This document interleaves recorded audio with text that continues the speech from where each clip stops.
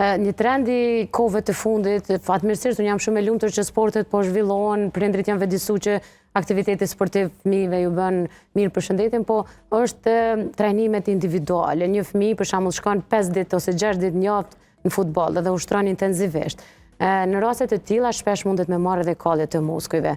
E di që po t'ingllon si hajtë se kur gjasë është, po shpesh një kalle muskujve mund të eskaloj.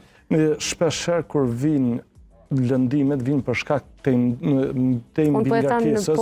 Në gjuhën popullore. Mbingarkesës madhe që i bëhen muskujve. Kur na dojmë me mri ma shumë se sa që duhet. Jo rasisht e përmena që duhet pa tjetër me adhan kohën edhe mu regeneru organizmi.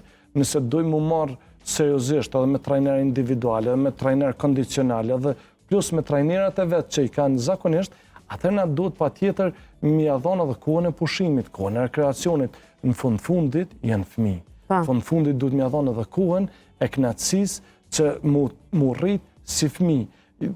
Më shku të në kohën në atë mendimin që duhet pa tjetër me mri mu bo mesi. Edhe mesi për mu bo, ju ka dash një kohë, mu rrit, mu pjek, për me mujtë mu bo ajqasht, ose Ronaldo, ose si cili për këtyne, që më stujin haka. Jo të ashti e ke marrë rëmëtësi. Po sa serioze është kjo ndezja ose kallja muskujve?